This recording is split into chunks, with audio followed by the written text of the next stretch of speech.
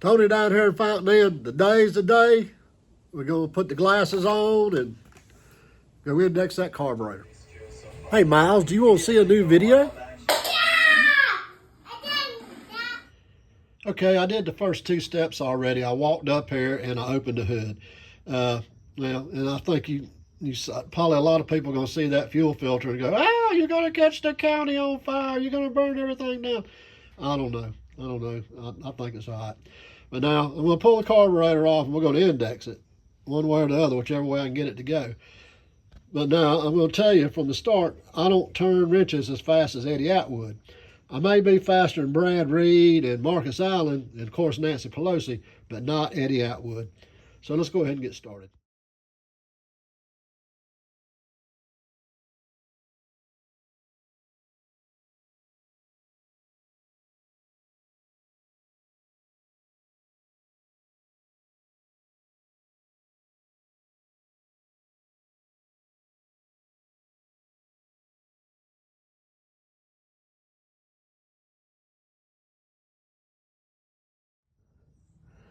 Well, as you saw in the video, I never got those two screws out of that thing. I had to go get a bigger screwdriver, and well, they finally come out. But this is the two compared to each other. This one is the Offenhauser model. It'll only go on like this. This one, you can see them holes are kind of walled out, and they give you some Allen bolts. And I stuck it on there. It'll go either way. So what we're going to do, we're going to try to turn the carburetor, and we'll use this one. I don't know, it's probably a little over an 1/8 inch thicker. Gave me a little gasket on the bottom of it, so yeah. All right, we'll give it a try. Okay, well, what it looks like the carburetor, I'm pretty sure is going to work this way. I tried it the other way first, and the linkage was hitting on the manifold over here. It's not hitting right now, but I don't have it bolted down.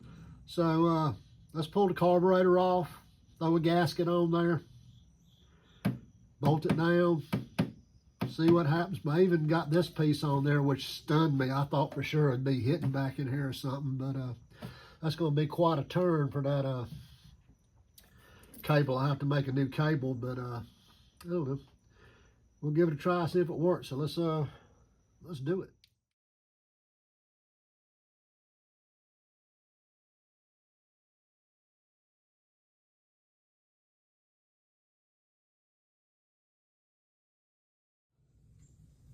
Yeah, well, okay. It all seems like it's working. So yeah, we'll call that a success. I think I have a fuel line I had on the Edelbrock carburetor. Maybe it's going to fit that. If not, I got some of that copper nickel alloy stuff. You just bend it. It's real easy to work with. You can bend it, twist it, and then just flare the ends of it, go from there. So yeah, it looks pretty successful. So we'll see what happens next. Okay, if you've never used one of these cables before, this is the one that was originally in the car. What I did on the new cable, it was this long compared to that long. What I did on the new cable was I stripped it all the way down to this, pull this piece out too. And I ran it in the hole in the firewall and just looped it around till it came up to where I wanted it lengthwise in the throttle bracket. So this is what I ended up cutting it off at. Just put a piece of tape on it right there and just of course, but make sure you pull this out before you do any cutting, because you need this to be longer. And I just cut it. Now this little sleeve was on the end down here. You have to pull it off, because what it does is it goes in there, and this goes in like this piece here for the throttle, like that. So you need this to be on the end of the cable. It's not too bad to do, but here where I hacksawed it off, it's going to be rough getting that piece shoved back in there. But you know, if you take your time and think about what you're doing, It's really not big a deal. And like on these cables, this one had it. I don't know what I did with it. They give you an end piece like this to go into the carburetor and all. I don't like that, so I use one of these quick connects. It comes with a ball. You just do that, pop it off. And it was like $15, but to me it was worth it.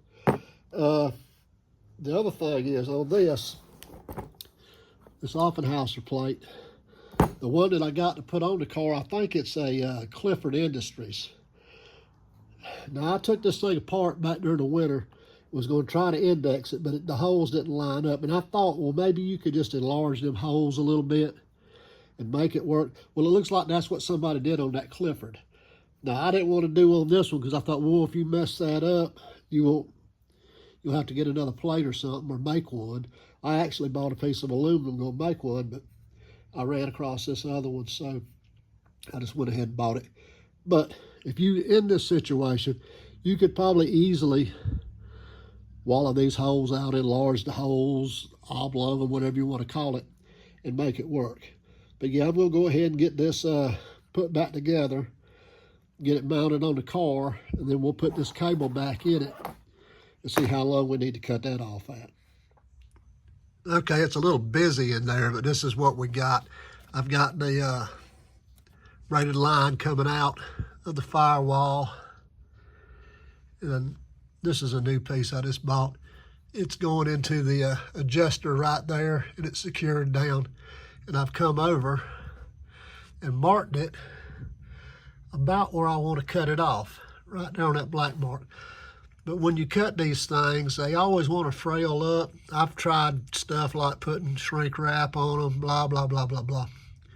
And they still want to frail up. So what I think I'm going to do, it may work, it may not. We'll get the soldering iron out, and I'm going to put a little bit of solder on there, and then cut it, see if it'll hold it together. And then all it's a matter of running it in there and tightening that little set screw down, and then adjusting it out. And this spring here, I just put it on there to see if it'd work.